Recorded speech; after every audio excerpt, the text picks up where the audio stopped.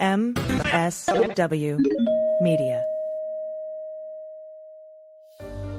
I signed an order appointing Jack Smith. And nobody knows you. And those who say Jack is a fanatic. Mr. Smith is a veteran career prosecutor. Wait, what law have I broken? The events leading up to and on January 6th, classified documents and other presidential records. You understand what prison is? Send me to jail.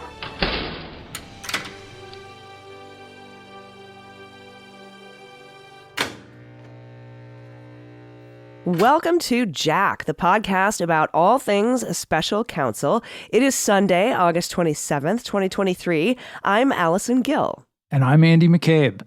As you know, it was a big week in Atlanta as all 19 racketeering defendants, including Donald Trump, have been now booked at the Fulton County Jail. But meanwhile, in the Jack Smith investigations, the DOJ has responded to Trump's April 2026 trial date request. It's hard to say that without laughing. It's apparently impossible to say that without laughing. And we have an update on 3 cases awaiting D.C. Circuit rulings that could impact Jack Smith's case against Donald Trump.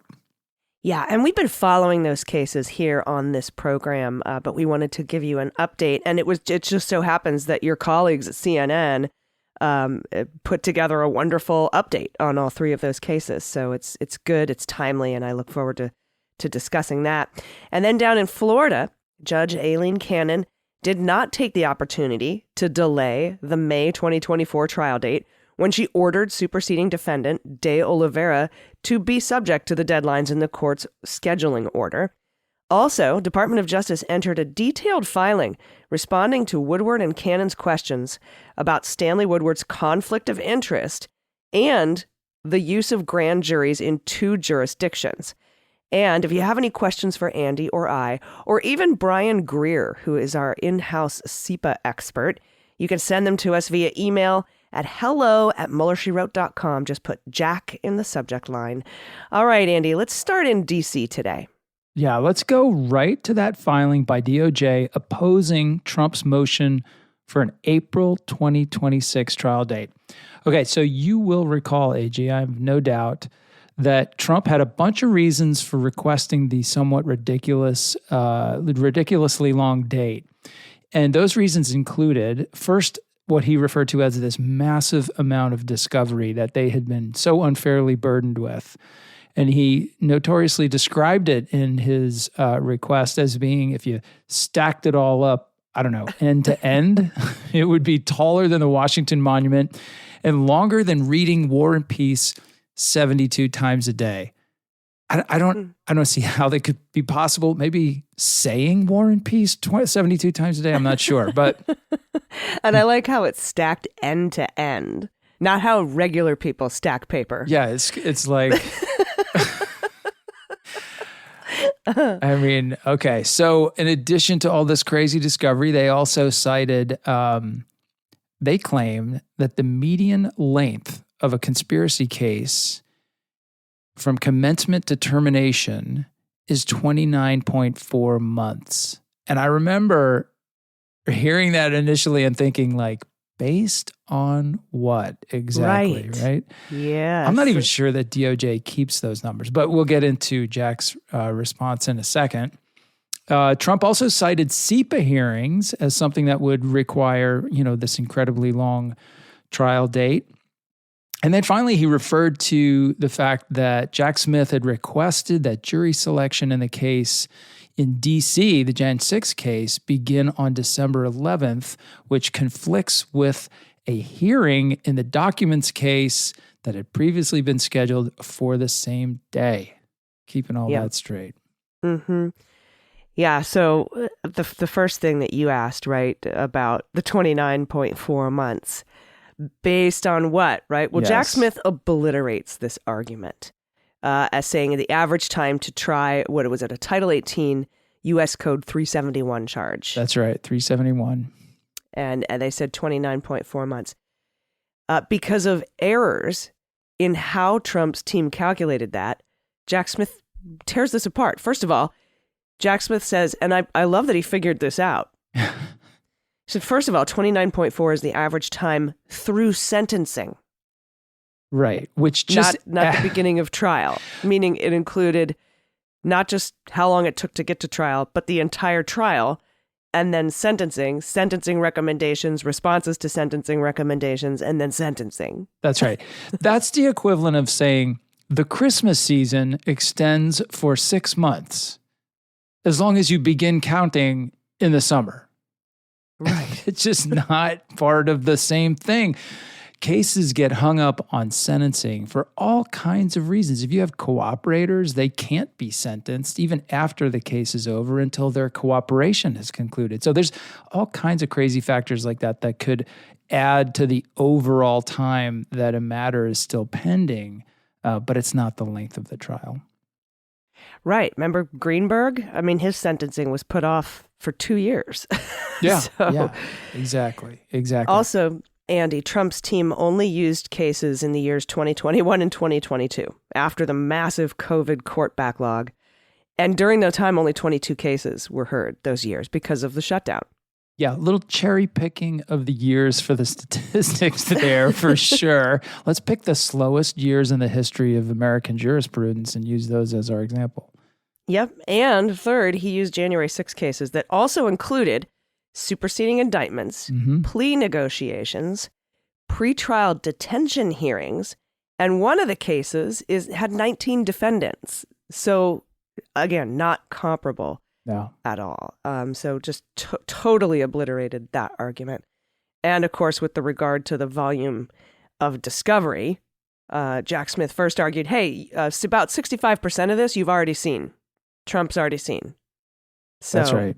You know, we're about 2/3 up with the Washington Monument now. There you go. You've climbed 2/3 of the monument, and no doubt the expert services of e-discovery firms are lined up behind you to help you get up the final third, because as we know, electronic discovery is not, okay, I've been given 6,000 binders of paper and now I have to leaf through them one after another. There's all sorts of really effective electronic searches that you run through that material to kind of direct you to those things that you need to look at, and it speeds the review. A lot of it is duplicative. Jack Smith uses an example in his response. There's apparently 3.1 million pages of Secret Service emails. Many of those are duplicates.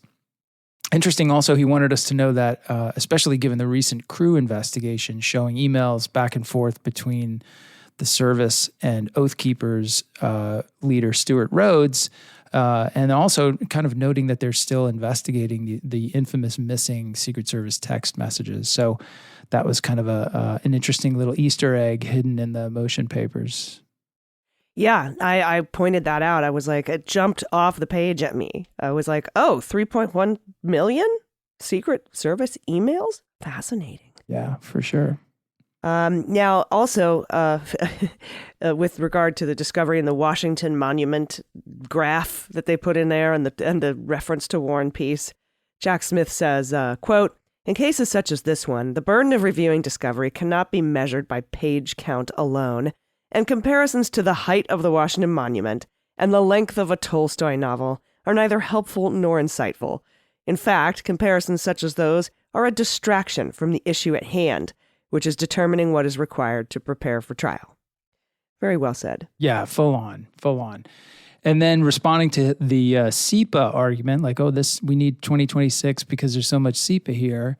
Jack Smith's team states, quote, the defendant also contends that the existence of classified discovery necessitates delay. But this is not a case about classified information, and the government does not anticipate introducing classified materials in its case in chief. As the government will explain during the August 28th hearing under Section 2 of the Classified Information Procedures Act, SEPA, there's no reason that the SEPA discovery process in this case cannot proceed quickly and in parallel with the schedule proposed by the government.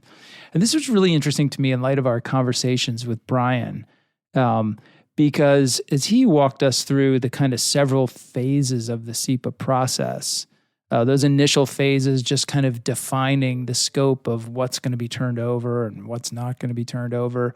The fact that the government is not actually going to rely on any classified evidence at the trial, which means they don't have to bring in classified sensitive material and protect it from public exposure and things like that, that cuts most of the most challenging phases of the process out, right? You're not fighting over substitutions and things of that nature. It's just really more mechanical in terms of there's probably this very limited amount of classified discovery. They have to figure out how and when and where they're gonna make that information available, but that's probably the extent of it. Yeah, and when I read that passage, case in chief, I'm a huge nerd, so I look up case in chief, and the case in chief is the evidence in the part of the trial that the prosecution presents. Right? That's right. So if there is a rebuttal of defense evidence by the prosecutors, that is not part of your case in chief. The case in chief is what you present as evidence, not what you use evidence that you might use to rebut what the defense puts up as a defense. And so I asked Brian, so not using this in a case in chief, could that mean that maybe they have a couple of classified documents that they might use to rebut some defense? And he's like, that's one guess. He said, yep, that's one thing that they could mean by that. But also it could simply mean that it is relevant or adjacent to this case, but isn't going to be presented at trial or used as a rebuttal to a potential defense. So again, he agreed that these minimal, marginal SEPA hearings or hearing could be done in parallel with the rest of the court schedule. Yeah, I think that's a great explanation. I think really the use of the term case in chief here is a very artful way of them saying, essentially, we're not going to use any classified material in the case, but we don't want to rule out the possibility. You got to be very careful when you're making these statements to the court, because you don't want to make a mistake. You don't want to say something that you have to go back on later. So by framing it that way, I think they're saying, hey, we're basically 99% sure we're not going to have to. We're not going to close the door entirely at this point, but it's unlikely. Yeah. And the final argument here, and Andy, you called it. On the December 11th jury selection, conflicting with December 11th evidentiary hearings down in Florida, let's listen to what you and I said about this particular, because this was a filing Trump made in Florida, right? He's like, Your Honor, can you believe the gall of the Department of Justice scheduling jury selection in a whole other crime that I did during an evidentiary hearing for a crime I did over here? How dare they? And we talked briefly about it in last week's episode. Let's replay what we said last week. I imagine DOJ will probably file something quickly to say, oh, well, let's remedy this and we'll put this here and this here. We hereby inform Judge Chutkan that we've decided to move our proposed date for the beginning of jury selection to December 12th. Okay, so now let's read what the DOJ had to say about this conflict. The defense points out that the government's proposal to start jury selection on December 11th, 2023, conflicts with the motions hearing in the criminal case in the Southern District of Florida. Such true conflicts are easily addressed. The government now proposes instead that jury selection begin later during the week of December 11th to accommodate the hearing date in the Florida case. I mean, it's exactly what you said. I mean, they didn't say December 12th, but they basically did. Despite the high and mighty tone of their alerting the judge to this dastardly conflict, it just seemed like a really easy problem to solve. Okay, we'll take the next day or the one after that. Whatever, it's fine. Yeah, it's just so good. And they put it at the end too, right? Like, oh, and by the way. So it's just kind of those silly boys on the other side of the aisle. Let's put them back in their place. Yeah, that didn't seem like it was going to really break the process in half. So we'll see. We'll see where this one comes out. I still think our kind of spin on it last week is holding. I doubt it's going to go quite as quickly. I think the trial date they get won't be quite as aggressive as the one that the government has asked for, but I don't think it'll be nearly as lackadaisical as the one that Trump has asked for in 2026. Of course not. Yeah, and I think we'll know tomorrow. I think we'll know sooner rather than later. That is, the hearing is on the 28th, so we'll know soon. There you go. All right, we have more to discuss about the D.C. case, but we need to take a quick break. So everybody stick around. We'll be right back.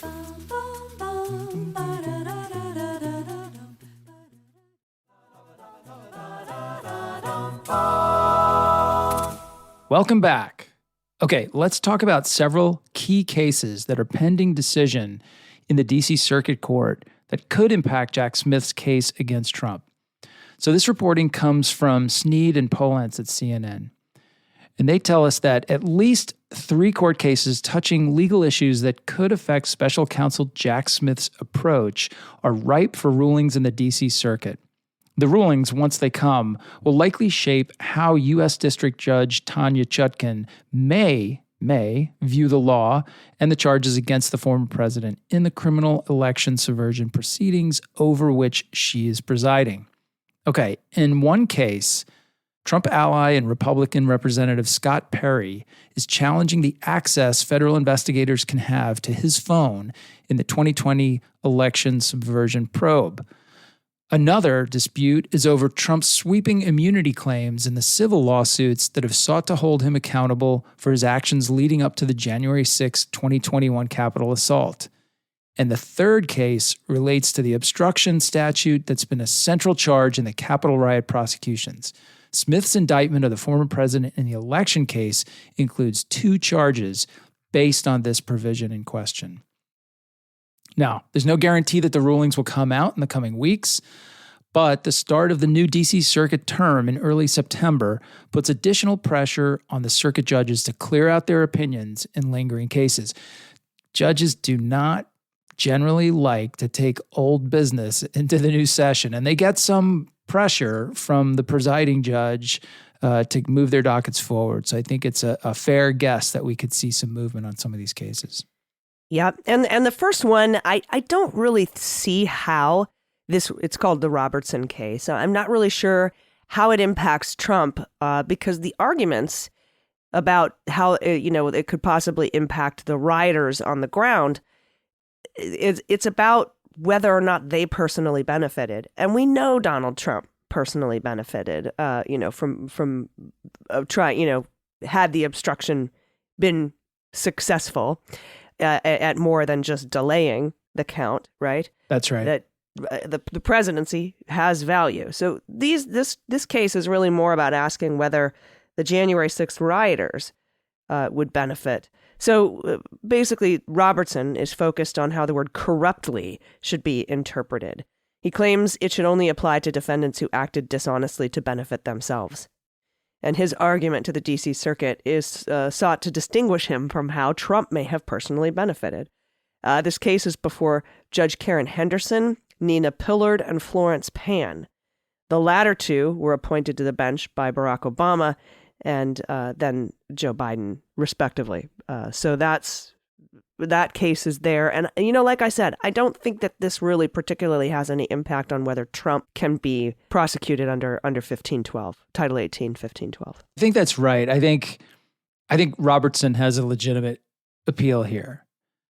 He's trying to say, he didn't do this corruptly, attack the Capitol, because there was nothing in it for him personally. He wasn't doing it for to corruptly or inappropriately acquire some benefit for himself. You could make the opposite argument, but I'm just saying that I think he's got a decent he has a decent argument to make there. But Trump really does not, right?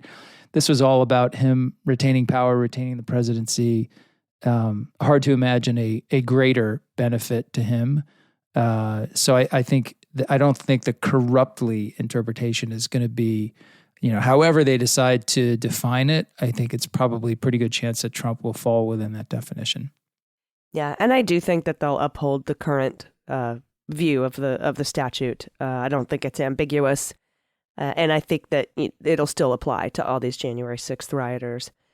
What about the case about Scott Perry's phone? Yeah, so this one is interesting. It's been kind of a hotly contested matter since it happened. We've talked about it quite a few times.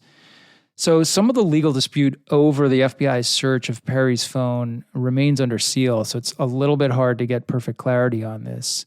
But the appeals court did hold a portion of its February argument in the case in public. And at that hearing, which was before Trump-appointed circuit judges Gregory Katsas and Naomi Rao and Ronald Reagan appointee Henderson, the judges had tough questions for both sides of the case.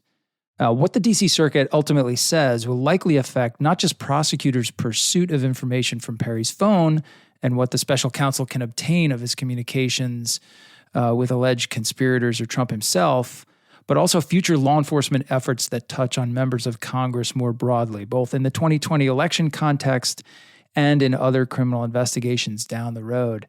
And as we've discussed on this before, AG, any investigative efforts that run at a sitting member of Congress invariably raise arguments along the speech and debate clause lines.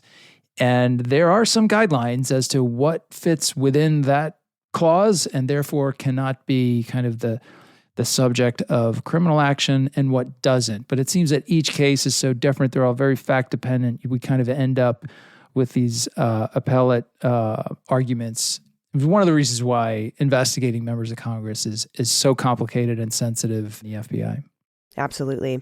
And also the third thing here is a decision in the dispute heard by the D.C. Circuit last December over whether Trump enjoys sweeping immunity in the civil lawsuits that have been brought against him, namely by Democratic members of Congress. We know Swalwell and both Benny Johnson sued him, but Benny Johnson tabled his lawsuit because he became the chair of the January 6th Select Committee. And then Blasingame et al., which are Capitol Police officers. That's right. For allegedly egging on the mob that interrupted Congress's January 6th certification. Now, the department called on the D.C. Circuit to reject Trump's broad immunity claims and argued that the president cannot be immune for speech on a matter of public concern if the speech is found to have incited violence. That's an early signal in court that the DOJ would look critically at Trump's actions after the 2020 elections and not defend him as acting within the duties of his job. However, Smith's case as a criminal prosecution differs, as we know, to the approach taken by the civil litigants in other ways. But the special counsel has not brought any charges that require to look critically or legally at the speech that he gave on the ellipse. There's no incitement charge. The charge here is under 241, Title 18, Section 241, which is conspiracy against rights, specifically our rights to have our vote counted. Mm-hmm. But the ruling in Trump's civil immunity could shape the defense in a criminal case, right? Because if he can somehow get some sort of sweeping immunity here, then maybe that's a defense that he brings up. And he's already brought it up to the public, right? Like, I'm immune from everything. Sure. We know Meadows is claiming immunity down in Georgia, where he's been indicted, saying, as an officer of the government, I enjoy absolute immunity in these situations. So I don't think this one's going to hold up, but we are waiting for that decision. Yeah, I don't think it'll hold up either, but it was crucially important that DOJ take a position on these cases that's consistent with the position they'll have to take in the criminal cases, in Jack Smith's cases, in reaction to those Trump defenses, right? We know that Trump is going to say, hey, this can't, I was acting within the scope of my duties. I should be immune from criminal prosecution for these things that I was doing as president. And so if in the civil cases, the department was going to support that interpretation, he would bring that up in the criminal cases as evidence of the fact that he was acting within the scope of his duties. So the fact that they are saying that he cannot be absolutely immune for speech on a matter of public concern if the speech is found to have incited violence, that's a good foundation for Jack Smith. Or I guess you could think of it as they avoided creating a problem for him, which is good. Yeah, and I think that was very clearly to me on purpose. Yeah, So, yeah, for sure. I do appreciate. There's so many things that go into, and we know this from just looking at the Mueller investigation. So many considerations go into future dealings. A lot of these privilege arguments that Merrick Garland got out of the way early have really helped these subsequent investigatory steps. Because all the privilege battles took 6 minutes, and they're right. like, we already contended with all of this. And so every single subsequent privilege battle was able to just bam, bam, bam, be hashed out pretty immediately and pretty quickly. So yeah, I mean, it's good to remember that DOJ bears the burden of precedent, right? They have to take positions that they can maintain consistently across multiple prosecutions, multiple civil lawsuits. The defense doesn't have to do anything about that. The job of prosecutors is to create build a castle out of sand, right? Create a narrative, bring in the evidence, show how it fits the elements of the crime, tell it all to a jury in a compelling and convincing way. That's this is a creation of a theme and a narrative and a story that can be believed and accepted as true. All the defense has to do is come in with the wrecking ball and knock it down in one way, in big ways or small, and walk away. So DOJ's always got that longer term mentality. Like, if we take this position in this case, how is it going to affect us down the road in different cases? So they seem to be doing that here, which is good. Yeah, absolutely. Indeed. All right, we have to take another quick break before we head down to Florida. So we're going to do that now. And we've got a lot more to discuss, but we'll be right back after this quick break. Stay with us.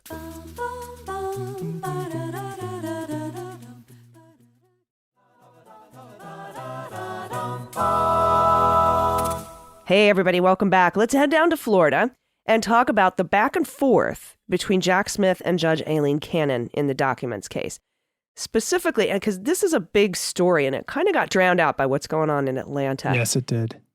But this specifically questions surrounding a pair of Garcia hearings. Garcia hearings, as we talked about last week, are conflict of interest hearings, right? For people, for witnesses and defendants who are being represented by the same lawyer. And then, of course, Judge Cannon's questions about the utilization of 2 grand juries, or the continuation of using a grand jury in D.C. after the Mar-a-Lago indictments came down.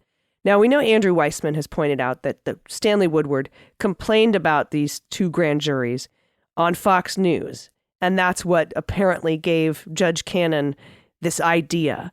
But to be fair, Woodward also raised this in a hearing in front of Judge Cannon quite a bit back in July. So what the Department of Justice is doing in this filing is it's responding to Aileen Cannon's suggestion on her own that there's something abusive about the use of a DC grand jury after the Mar-a-Lago indictments had already happened, right? She's like, I'll read you the little bit of it, but she's like, well, Stanley Woodward, nudge, nudge, wink, wink, you might also want to ask about why Jack Smith is using a DC grand jury, continuing to use that after you've already been indicted, just. And it came up so out of any kind of context, right? It comes up out of the conversation about whether or not they should actually have a Garcia hearing over Woodward's representation of these two witnesses, defendants. And she just pulls it out of the blue, like, oh, by the way, Woodward, don't forget to complain about this because I've noticed it and I think it's suspicious as well. That's certainly, the way you could interpret what she said. That seemed like it to me. She's dropped a couple hints for Trump's side in minute orders before and in rulings before, and this one was no different. She did it a lot during the special master thing that ended up embarrassing her by having to have her rulings vacated by the 11th Circuit. Now, the Department of Justice wanted a Garcia hearing. They want a Garcia hearing about Stanley Woodward because he represents Tavares, right? Tavares is the IT guy, but he also represents Walt Nauta. And also 2 other potential witnesses. So DOJ tried to file the details of the conflict of interest under seal, but Cannon struck that and invited Woodward, like I said, to file a response and basically coached him. She said the response shall address the legal propriety of using an out-of-district grand jury. That's what she said. And then right on cue, Stanley Woodward files his response to the motion for the Garcia hearing and accused Jack Smith of attempting to, quote, diminish Judge Cannon's authority by using the D.C. grand jury to abusively continue to investigate an already indicted case, which is just absolute horseshit. And pardon the French, Andy, but that's just not what happened. And we talked about this filing last week. Woodward's solution to the conflict of interest, he was like, oh, well, all you have to do is just not allow Taveras to testify. Yeah. I mean, this whole thing was just like, it's unbelievable. Woodward basically takes the hint, right? She says, Right. Hint, hint, wink, wink, you might want to take a swing at this topic. And he's like, oh, I'll take a swing. All right, I'll go ahead and swing for the fences. And I'll call the grand jury, I'll call it abusively continue to investigate an already indicted case. When this first came out, I thought to myself, is it possible that she is not familiar with this idea that oftentimes more than one grand jury is involved in the same case? Because even on just timing, grand jurors don't sit forever. In some cases, some investigations go on longer than the term of a grand jury. So you put a bunch of evidence in front of one grand jury, they expire, then you have to represent it to a new grand jury to finish out the case. It just left so many holes. And again, with Eileen Cannon, I'm trying really hard not to just reflexively assume that she says and does these things as a reflection of some sort of bias. But the only other explanation for a lot of these just crazy rulings is that she's just not that capable. So I don't know. At the end of the day, I don't know which is worse, but I guess we'll find out. Right. Yeah. Which is worse, incompetence or bad guy? We'll see. But so the Department of Justice was like, you want us to file this under seal? Why we need a Garcia hearing? She's like, no. And they're like, all right. I just see Jack cracking his knuckles like, you want to know why? You want the public to know why we're using a DC grand jury? That's what you want? Okay, here you go.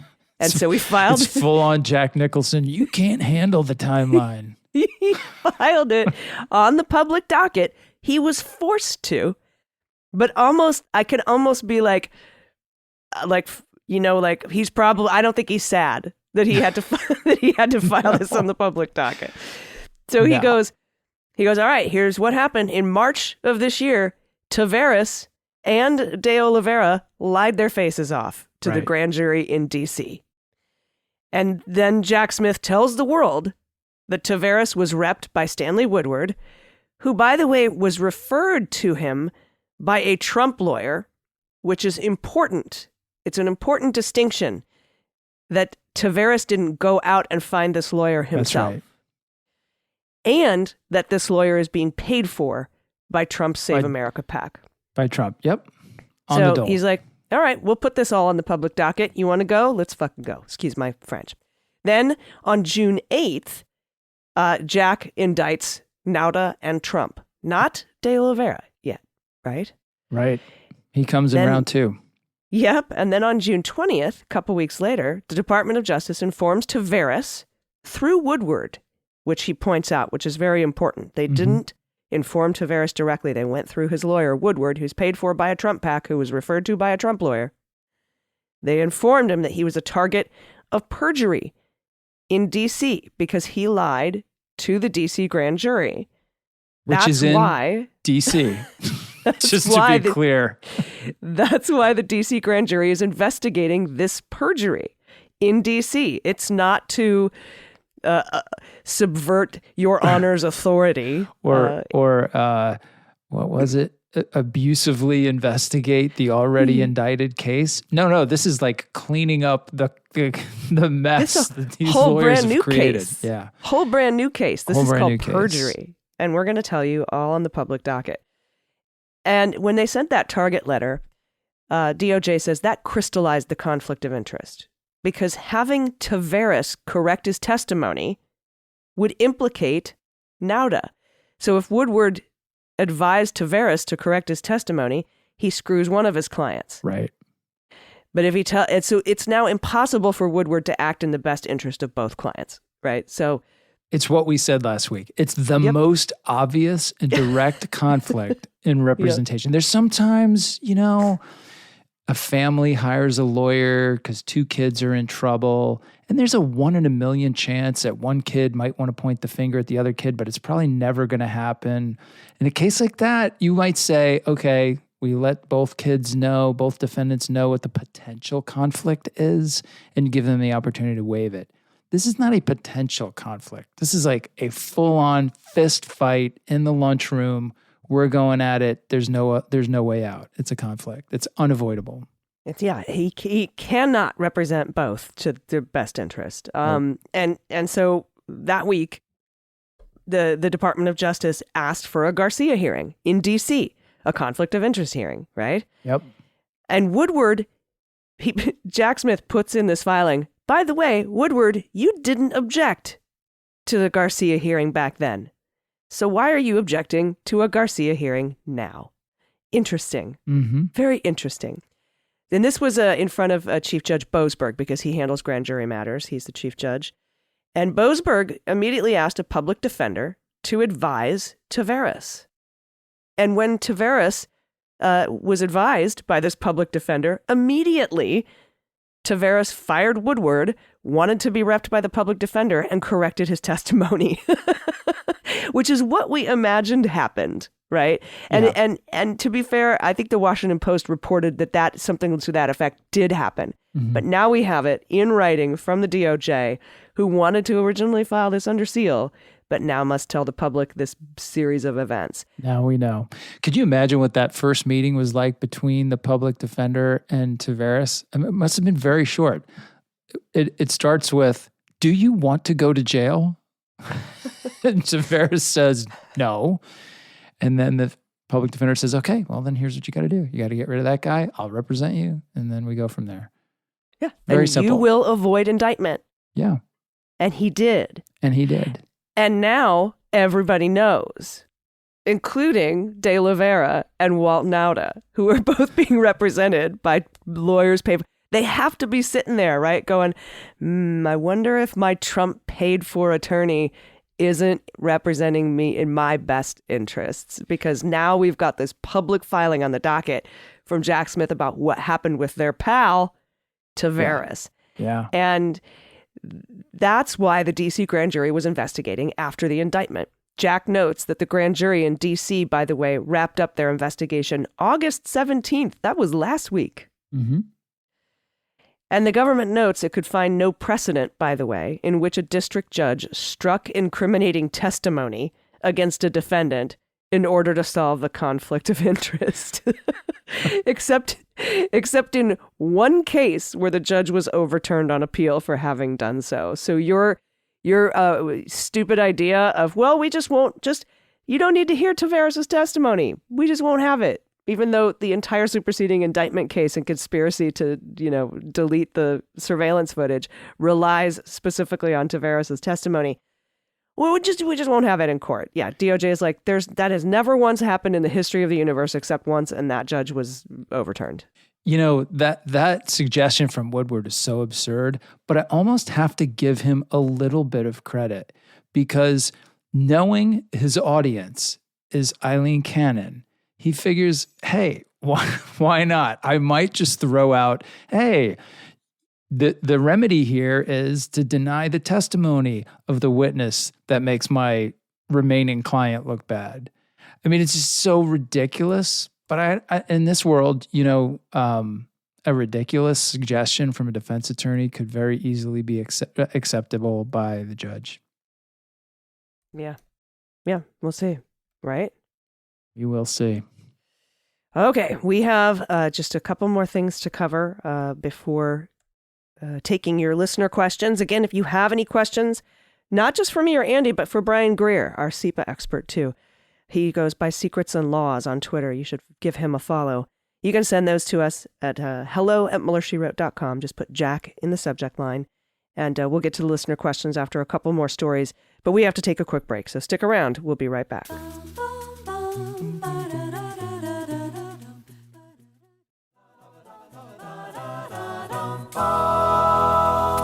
Welcome back. Okay, before we get to listener questions, we should note that Judge Eileen Cannon entered a minute order on the Mar-a-Lago docket stating that De Oliveira is subject to all the deadlines in the current court schedule. So in other words, she didn't push the May 2024 court date out any further based on the addition of the superseding indictment, which she could have done. When you start adding defendants to a case with, as they did, adding De Oliveira and the superseder, the later you get in doing that, you put that defendant kind of in a tight spot to be able to review the discovery and get up to speed and all that stuff. But so far, she's certainly holding De Oliveira account to the current schedule, which I think is a good sign. Agreed. And something else that came out yesterday that I thought was interesting because it connects the Atlanta case to what Jack Smith is doing. We know we now have, as we mentioned at the top of the show, all 19 co-defendants in the racketeering case brought by Fonnie Willis have been booked into the Fulton County jail, Rice Street jail down there. And all of them are out on bail except one. And that is Harrison Floyd. That's one of the people, part of the conspiracy to intimidate election worker Ruby Freeman.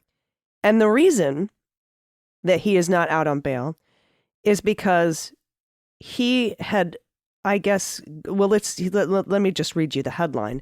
A Trump supporter indicted last week in Fulton County, Georgia, for harassing Ruby Freeman was charged earlier this year with attacking an FBI agent working on the Justice Department's parallel investigations of efforts to overturn the 2020 election. That's Harrison Floyd. And it was his arrest had not previously been reported. We just found out about this. Offers new information about the breadth of the federal probe led by special counsel Jack Smith. So we learned two things. We learned that this guy was arrested for going after an FBI agent, body slamming him, going chest to chest with him, and shouting profanities at this FBI agent. And we learned that Jack Smith is investigating, or was at least at the beginning of this year, the intimidation of Ruby Freeman and some of the things that have been indicted down in Georgia.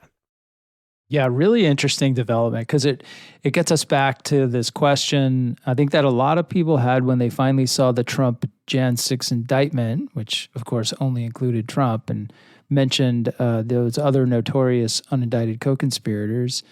It raised the question of like, what is Jack Smith still doing? Is he just going to draw a bead on Trump for January 6th and when that case is over, walk away?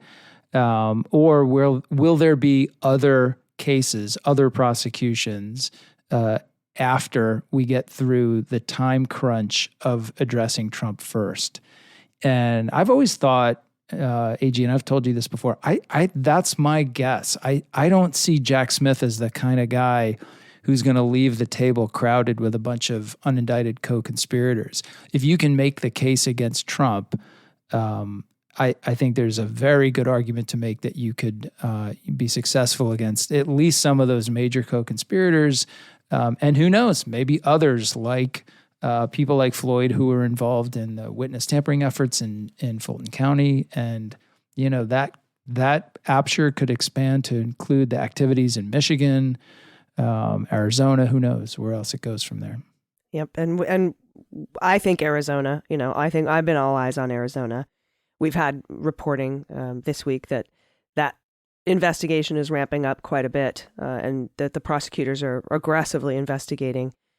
And, you and I have also talked about the potential federal investigations, if they aren't happening already, should already be happening about that whole nationwide effort to tamper with, steal voter data, steal voting machines, databases, the breaches in Mesa County, Colorado, Antrim County, Michigan, That's Fulton right. County, Coffee County, I should say, in Atlanta. And then all of the cyber ninjas stuff. And then there was another arm of the cyber ninjas that also tried to do the same stuff in Michigan, but they couldn't use their cyber ninja name. So anyway, I mean, like all of this, I can't imagine that it's not being investigated. However, I know that some of the very intrepid reporters in Atlanta have said that no one in the Coffee County breach conspiracy said that they've been reached by anybody at the Department of Justice. So who knows? But it's these kinds of stories where we find out all these months later that the Department of Justice has been investigating, and everybody goes, oh, wow, I didn't even know. And it's like, yeah, think about the 900 other things that we don't know about then at this particular time. So we'll see. And again, even if it's like the IRS and the Department of Justice looking into his tax fraud, like that has to be happening somewhere. And if it's not, that's just a complete travesty. So I imagine it's happening somewhere. Hopefully we'll learn. Fundraising fraud. I've been waving that flag for 39 weeks now. Someday it's going to come true. I swear. The cool thing about having a special counsel is he has to talk about his all the things he investigated and his declination decisions if he decided not to bring charges and why he didn't bring charges. Yes. So. Someday we'll be poring over his 400-page report in 10 minutes and then talking about it on television. Oh, wait, was that out loud? I'm sorry. I meant for that to be quiet. What do you mean we? Is there a mouse in your pocket? They don't invite me on television, Andy. I think it's because I dropped the F-bomb too much, but I could instantly bring them 50,000 more viewers. And I have no doubt. Never invite me on, and I can read I can read those things on the fly. Anyway, I would only be so lucky to be able to be in that awful position. It's both good and bad. It has its ups and downs. There's 4 hours last night of talking about the mugshot was by hour 4. It was like, wow, I don't know if I have any more spins on this, but okay, here we go. More mugshot juice. You can do it. It's a mugshot. Is the mugshot coming? Is this the real mugshot? Is that a fake? I mean, wow. It was like all about the mugshot. One, yeah, we did. All right. Should we jump to questions? Yep. Let's definitely. All right, I got 2 for you, and they're both again picked for their substance and also for their flattery. Excellent. Okay, so the first one comes to us from Pete, and he starts off with "Hello, gorgeous hosts." So right there, his question is making it onto the show. He says, "No, I really like his analogy here though too." So Pete says, "Sometimes I hit a bad drive in golf, and I'm not sure if I'll be able to find it, but I'm also not sure I won't. So I hit a provisional ball only to be used if I cannot find the first drive." And he says, parenthetically, "Then if I need to use a provisional shot, I take the penalty stroke and I'm hitting 3. So Pete is putting it out there that he's following the rules. He's counting all of his strokes, which I like that. So now the question, what distinguishes the, quote, fake electors from what would have been, quote, provisional electors to be used only if the count changes from the initial projections? I thought this was an interesting question because it does get at one of the main defenses that particularly some of the actual fake electors, I think you'll see them use this in Fulton County. You may even see Trump refer to this in his January 6th federal case.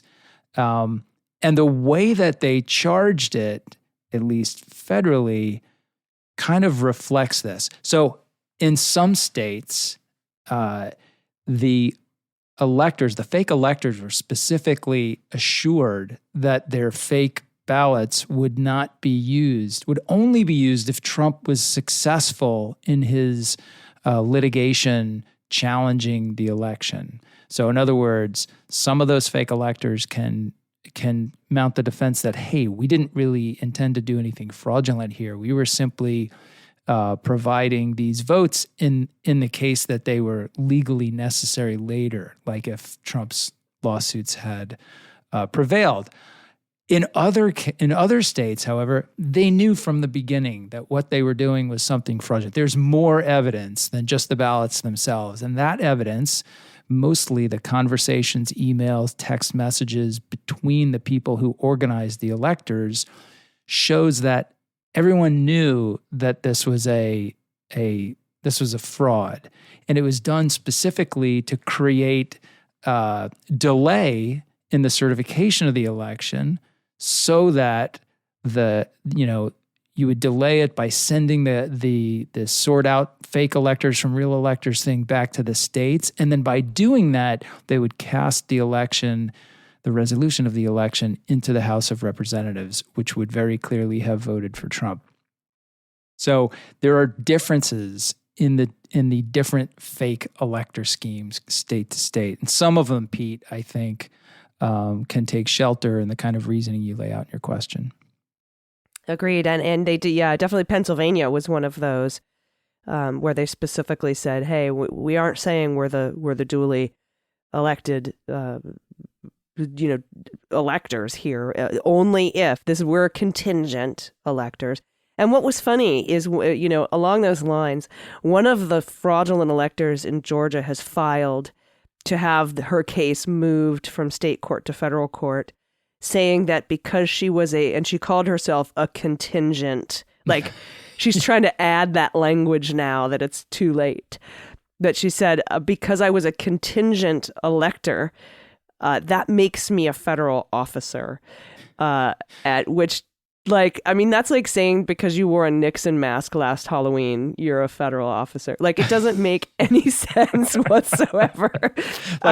No, actually, you weren't an elector and you weren't a federal official. All that's fake. And you can't add contingent now that that you feel bad that you've been arrested. It's like somebody steals the money from your checking account. They're like, no, I'm a contingent owner of that account. I'm not the actual owner, but I had access to it. I might one day be. Yeah, exactly. Yeah. You can't count me out. Okay, so let's go to our second and last question. And this comes to us from Robert B. And he says, I start my Sundays by listening to Jack. Thanks to the two of you, I can now hold my own when discussing proffer agreements, how to pierce the attorney-client privilege, and I now know that Queen for a Day was not just an old TV game show. Okay, his question is, Mark Meadows has been indicted in Georgia, although he is trying to get his trial moved to federal court. You have suggested, and the New York Times article also stated, that he testified to the January 6th grand jury. This we know. If called to testify in federal court, can that be used against him in Georgia? Can he be compelled to testify in federal court with a pending state court trial in Georgia? So in other words, if he's brought into the January 6th trial, federal trial in D.C. To testify against, can he be compelled to testify against Trump? And the answer there is no, because of his Fifth Amendment right against self-incrimination. He can assert his Fifth Amendment right to in federal court or in state court. It's not like double jeopardy, right, which only applies in one place, essentially. If you're tried in federal court, you can turn around and be tried in state court for the same conduct because they are two separate sovereigns. Double jeopardy does not apply. The Fifth Amendment privilege goes with you wherever you go. You have the right, state court, federal court, to assert the Fifth Amendment privilege to prevent incriminating yourself. Now, the key, though, is you have to be in actual jeopardy of incriminating yourself. And in this question, the way you phrased it, he would be in certain jeopardy of incriminating himself. If he laid out in federal court all the bad stuff that he did with Trump, Fani Willis would be more than happy to use that against him in the state court proceeding. Yeah, so if he did testify and said stuff, yes, that can be used, whether it's state or whether it's federal. We saw this go on with the New York Attorney General, Tish James, in her case, using depositions for Trump from different things, from E. Jean Carroll to bring over to Alvin Bragg's case, stuff like that. Right. So yeah, anytime you talk and open your mouth in any criminal proceeding, whether it's state or federal, it can be used anywhere else. That's right. That's right. And, we saw it with witnesses like Jim Baker in the Durham Sussman trial. Stuff that he told the inspector general versus stuff that he told Congress versus stuff that he told the grand jury versus stuff that he told Durham's prosecutors. And all of that sort of conflicting testimony, not lies, not perjury, but just conflicting testimony is what the defense attorneys used to impeach him as a witness. Yeah, absolutely. So all of that can be used, and that is why it was so important. And we had to wait, and there was a delay in the Department of Justice's case because they had to wait for those transcripts from the January 6th hearings. You know, Jack Smith, but at this time it was Merrick Garland, absolutely had to have all of those transcripts to ensure that when he brought people before the grand jury or people he had already brought before the grand jury, to ensure that their testimony was consistent so that if they were going to use that person as a witness, they wouldn't be impeached at trial for telling something different to the January 6th Select Committee that they told to the grand jury or that they told in a Queen for a Day proffer session or to any prosecutor or agent. Yeah, that's right. You can unintentionally walk your witness into a conflict that will then undermine their effectiveness at trial. And it's one of those things that, you know, you think about a lot and when you're an agent, you're going out there, finding witnesses, victims, and interviewing them, talking to them on the street, maybe in their homes. And it's maybe only after a couple meetings that you actually get them back into the U.S. Attorney's office with a U.S. attorney and they're kind of interviewed in a more formal way. You just really hope that they keep telling the same story the same way, because all your notes from those earlier meetings can be used to impeach the witness if you haven't been doing your job carefully. But anyway, great question, Robert B. Appreciate it. And also Pete. And those are our questions for this week. Yep. Thank you so much. Those were amazing questions. And if you have any questions for us or for Brian, you can send them to us at hello@MuellerSheWrote.com. Just put Jack in the subject line so we can filter those out and we know to get to them. Thank you, everybody, so much for listening to this show. And it's, again, it's the news will not slow down, and we will keep bringing it to you. I think we will probably have a trial date for the January 6th Donald Trump conspiracy against rights and obstructing an official proceeding case by the time we speak again. Looking forward to that. Another big week coming up, and we will be here to go over it all with you. The nuances, the details, and of course, the comedy implicit in so much of this. So it's all good. AG, thanks again for another great week. All right, we'll talk to you next week. I've been Allison Gill. And I'm Andy McCabe. MSW Media.